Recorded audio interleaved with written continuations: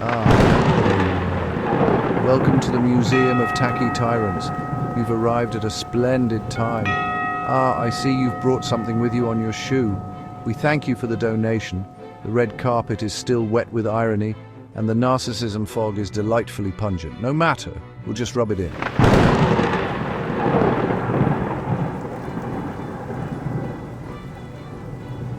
We begin our descent quite literally with Exhibit A, the golden escalator, installed in 1983, rebranded in 2015, and promptly turned into a portal of populist pageantry. One might say it's where democracy first began to slip downward. Ah yes, the Oval Office, redecorated to resemble a Vegas honeymoon suite by our beloved orange impresario. Note the Diet Coke button, a brilliant touch. Every great general needs a call bell for syrupy morale. Observe the drapery, red velvet, because when one cannot legislate dignity, one must upholster it. Today, dear guest, we investigate more than interior design.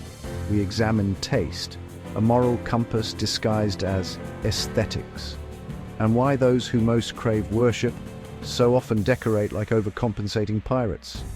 This chamber, the Hall of Holy Self-Delusion, displays items once worshipped by tyrants and real estate moguls alike.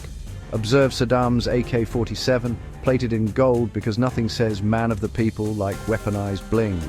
To your left, Gaddafi's all-female bodyguard squad, a curious mix of feminist optics and male fantasy, and dead ahead, Trump Tower's infamous Versailles lavatory, a place where, allegedly, policy was conceived and modesty died.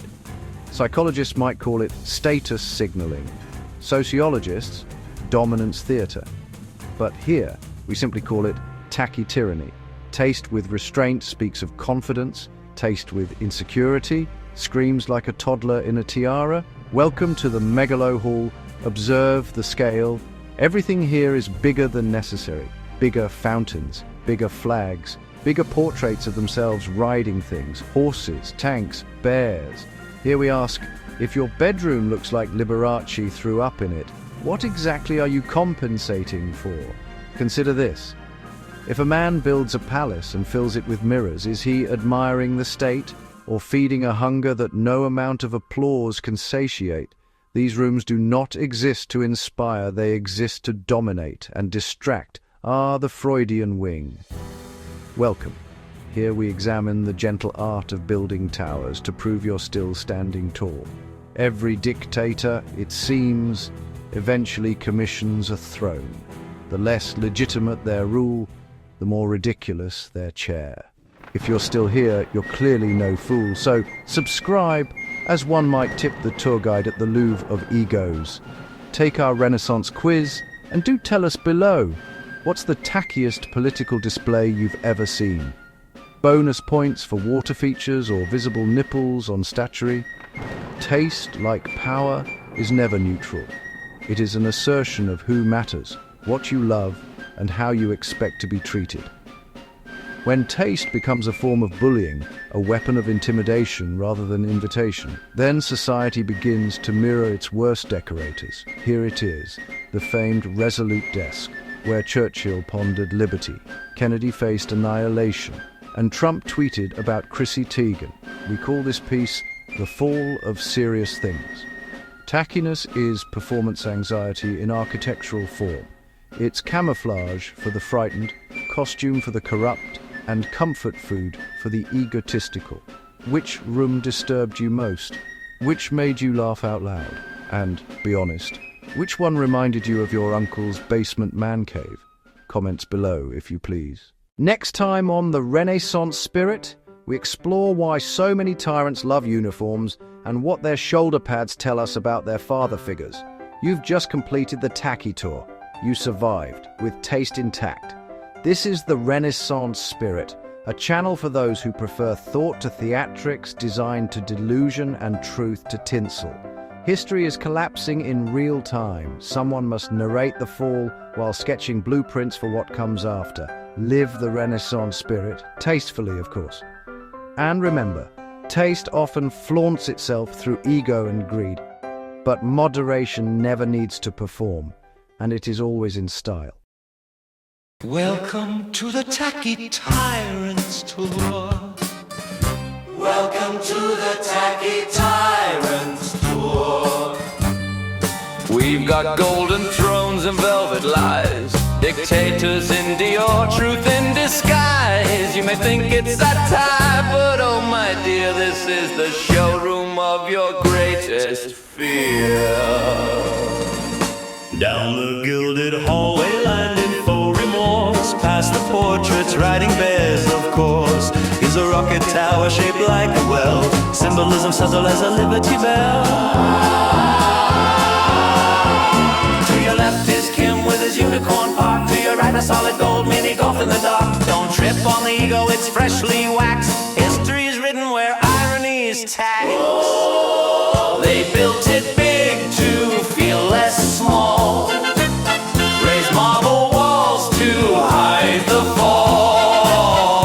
They say it's taste, but we all see it's camouflage for tyranny. Camouflage for tyranny. You watched it rise and thought it quaint, laughed off gold thrones in peeling paint. But every giggle fed the show, and now we're trapped in the glow. Is the Oval Office remix deluxe, now a Diet Coke taps an ego flux. A desk for tweeting, not treaties made where narcissists sip their lemonade.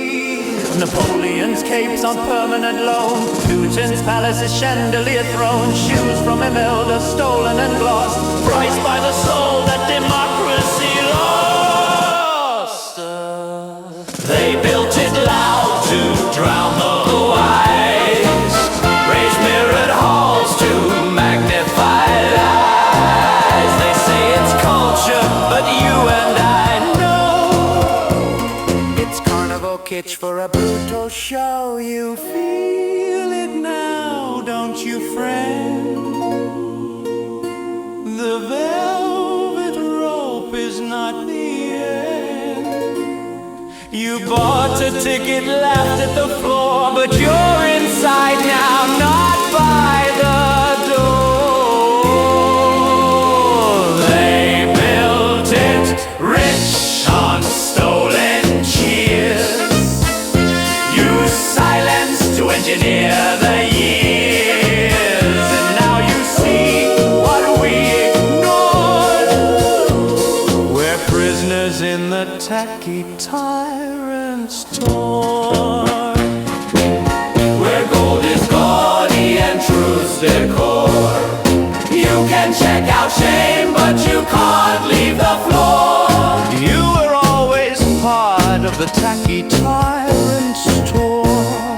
Welcome to the Tacky Tyrants Tour. You can never leave. Can I ever leave?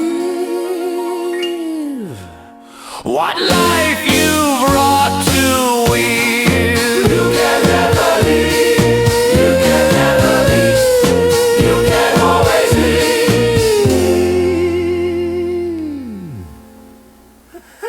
Wake up.